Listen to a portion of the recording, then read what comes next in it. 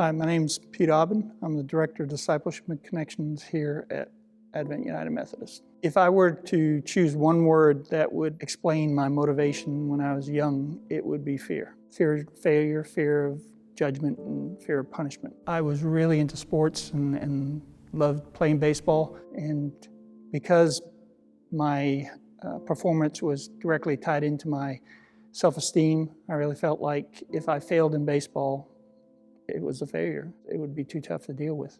When it came to punishment, there were two areas that really stuck out for me, and one was that I grew up in a Roman Catholic family. I was the youngest of 9 children. My dad was an alcoholic, and he was at times abusive, and so all of us knew that if you stepped across the line and you broke Dad's rule, there was going to be some quick and harsh punishment coming down.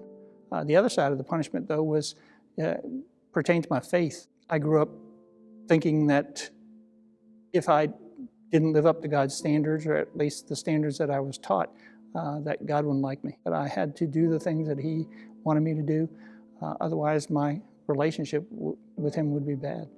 Early in my teen years, my dad committed suicide.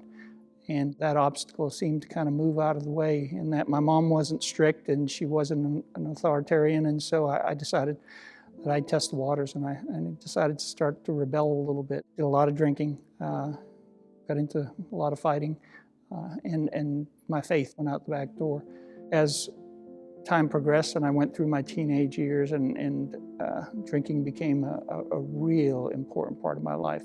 Something happened that kind of changed the direction. My brother offered me an opportunity to move to Florida and come to work for him in construction. Living in New England with snow being all through the wintertime and cold, Florida sounded great. So I decided to move to Florida and go to work for him and work in construction. It just so happened that he was going to a United Methodist church there in Florida, and I decided to go along. I'd like to say that it was for the correct motivations to grow and to get closer to God, but really it was because there were a lot of cute girls there. And that also motivated me to join a young adult group. What shocked me, though, was when I joined that group, I noticed that they had their own Bibles, that they were reading them and actually making comment on some of the things they read. I'd never seen that before. As I started digging in on my own, I started to see that there were so many verses on grace and redemption and reconciliation.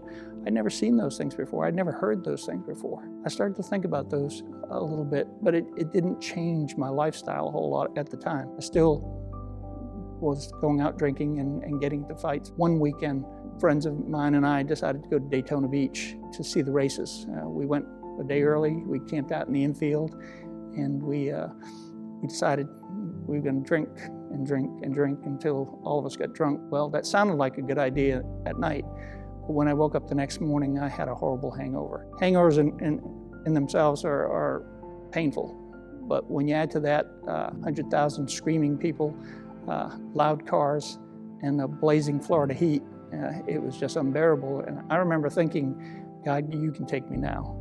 I was laying on the hood of my car, looking up at the races.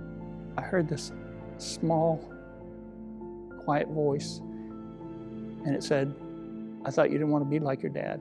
And I knew it was referring to his alcoholism and his abuse. And I thought, well, the first thought was, I didn't know God was sarcastic. Then I kind of followed that up with, well, I don't. And then the next thing I heard just changed my life completely. The voice said, then why are you here? Why are you doing this? From that day on, it's been about 40 years.